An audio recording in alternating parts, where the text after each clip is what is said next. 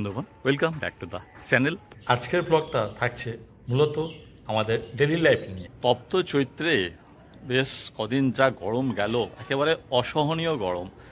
গতকাল থেকে গরমের প্রভাব অনেকটা কমেছে। গতকাল থেকে আমাদের দিকে মাঝে মাঝে বিক্ষিপ্তভাবে কয়েক পশলা বৃষ্টি হয়েছে। আর আজকে সকাল থেকেই দেখুন আকাশ একেবারে মুখ ভার করে আছে, মেঘ বেশ ভালো রকম হয়ে আছে এবং সকালবেলা কয়েক পশলা হালকা বৃষ্টি হয়েছে, যার কারণে আবহাওয়াটা কিন্তু এখন খুবই মনোরম এবং এলেবেলে আবহাওয়া, যে ঘরে এখন পাখা না চালিয়েও থাকা যাচ্ছে চৈত্র মাসে।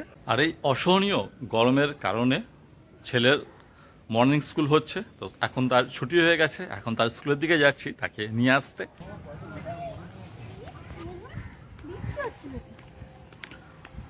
বাড়ির দালানে একটা ঝোটন বুলবুলি পাখি বাসা বেঁধেছে, একটা বলতে এক জোড়া। তো তারা ডিম পেয়েছে, এই যে দেখুন বাসা কি সুন্দর বানিয়েছে, তাতে ডিম ফুটে বাচ্চাও হয়েছে। বাচ্চাগুলো সবে উঠতে শিখছে, তার মা তাদের সাথে আছে। কিন্তু আমাদের একটা সমস্যা হচ্ছে, এই যে চারিদিকে বাচ্চাগুলো পায়খানা করে নোংরা করছে।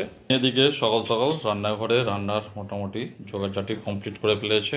আর এক তরকা বানানো ছিল, যেটা গত রাত্রিতে ডিনার করার জন্য বানানো হয়েছিল, তা কিছুটা রয়েছে, সেটা গরম করে এই সকালে ব্রেকফাস্ট করা হবে মুড়ির সাথে। আর গিন্নি কিন্তু এটা ব্যাপক বানায়।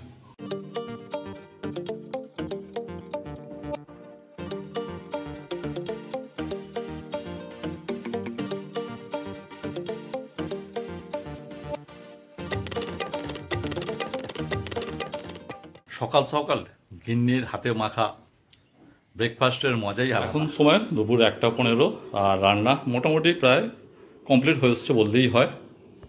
বেরিয়েছিলাম একটু সোশ্যাল ওয়ার্কের কাজে। গ্রামে যে জলের লাইন আসছে, পিএইচইজি লাইন, সরকারি লাইন, সেগুলো কিছু কিছু জায়গায় কিছু সমস্যা হচ্ছে। তো সেইগুলো নিয়ে যে আমাদের এলাকার সদস্য, তার সাথে গিয়ে কিছু কথাবার্তা হলো। আর যেহেতু সোশ্যাল ওয়ার্ক করে বাড়িতে ফিরলাম, গিন্নি একটু ডিমের অমলেট বানিয়েছে, গিন্নি একটু খাইয়ে দিচ্ছে ডিমের অমলেট। আড়াইটার সময় লাঞ্চ করতে বসছি, আর লাঞ্চ থাকছে ভাত, তার সাথে উচ্ছে আলু ভাজা, পটল পোস্ত, ডিম আলুর কারি।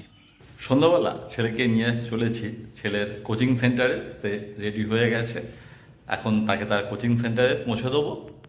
আর ফেরার পথে যদি সম্ভব হয় আমাদের গ্রামের শ্মশানে মা কালীর মন্দিরে আজকে অমাবস্যার পূজা হচ্ছে এবং সেখানে প্রসাদের আয়োজন হয়েছে, সেখানে যাব এবং আপনাদেরও সঙ্গে নিয়ে যাব।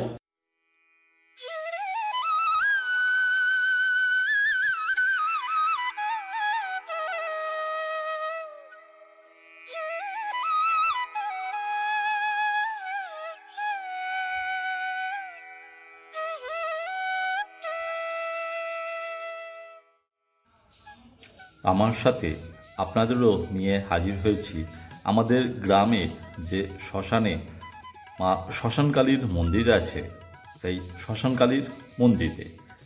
আমাদের গ্রামের এই মঠটির নাম শ্যামসুন্দর মঠ এবং এখানে মা শ্মশানকালীর যে মন্দির আছে, মূল মন্দিরে মা শ্মশানকালীর মন্দির, পাশে দেখছেন শিব মন্দির, রাম মন্দির, সাবিত্রী সত্যবানের মন্দির এবং তারও পাশে রয়েছে হরি মন্দির।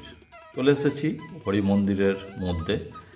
এবার হরি মন্দিরের ভেতরটা আপনাদের একটু দেখে দিচ্ছি।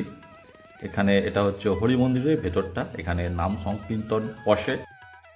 মা শ্মশানকালীর মূল মন্দিরে চলে এসেছি, এখানে পুজোর তোড়জোড় শুরু হয়ে গেছে। ঠাকুরমশাই পুজোর জোগাড়জাটির নির্দেশনা দিচ্ছেন।